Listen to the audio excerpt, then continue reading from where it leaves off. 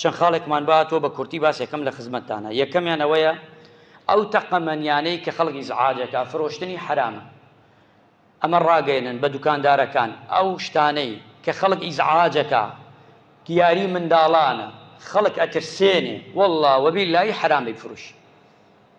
پێغەمبەری خوا فەرمی عەلەیهی سەڵات وەسەلام هەر بانکردنی موسڵمانێک بەلەو نیە بانگی کەی دای چەڵەکێنی شەڕتەگا خێرت نادا.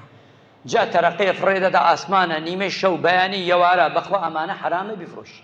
بۆیە شوێنی لەسەر خۆم چووکە هەندێک دوکاندار بەداخەوە گوێی پێ نادا بە حرام و حەڵال، بەس پارەی دەستکەوێت. بەعجا تەرەقەی سەری مناڵێک زامارەکە، ماڵێ زامارەکە، ئافرەتێ ئەترسێنێ. بۆیە ئەمە بەڕاستی قەدەغەیە. داوا ئاکەین خۆیش کراوشە و کراوەتە خاڵش، هەر دوکانی ئەمانە بکە ئیجراعاتی لەگەڵ ئاکرێ. حەقی وایە. دووەمیان هەر کەسێ تۆ و خوایە بیکەنە خاتری خوا شتی ئیکسپایر مەدەنە خەڵک، بیکەنە خاتری خوا تاجرەکان، بیکەنە خاتری خوا دوکاندارەکان، شتی ئیکسپایر مەدەنە خەڵک. وەڵڵا وەبیللا لە دیوانی خوا خوایە تۆ قاتلی.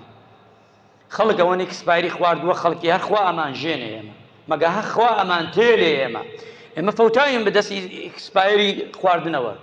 لێلا ڕاکەی لەولایە بەداخەوە بە یعنی بینی هەوڵدەن ڕەحمەتی خوا لەو کەسەی کە ئیشی ئیکسپایر ناکا و نایفرۆشێ و ناهێنێ. ئەمجا شەرم مەکەن ئیمانداران، هەر شوێنی ئیکسپایرت بی شوێنی خۆی ئاگادار کەرەوە ئەمە فیتنەی نییە، بەخوا ئەمە خێرە، بەخوا ئەمە پاداشە، بەخوا ئەمە سەدەقەیە. باشە بەخوا ئەمە فیتنەی نییە.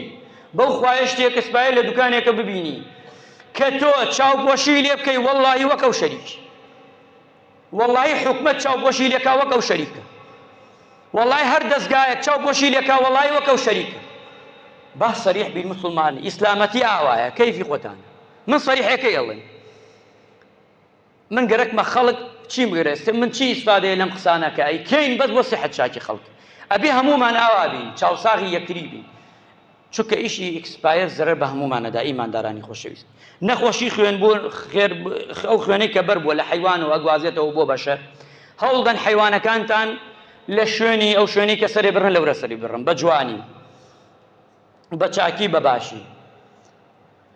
ئەو شوێنی کە دانراوە حەقە حکومەتیش ئەو شوێنە کە دانراوە هەرچی پێداویستیە جێبەجێی بکابرا، ئەوش حەقە لەسەر حکومەت. ئێمە باس ئەو تەرەفەش بکەین باش.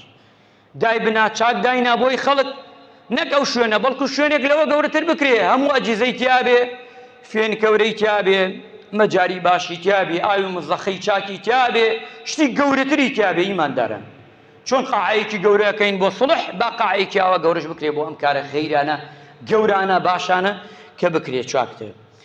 سێمیانش ئیمانداران تۆ خوایە پیسی ناوزک حیوان خراپەی ناو حیوان لەیلا و لولا فڕامەدەن، وەڵڵا گونەحبارە بن.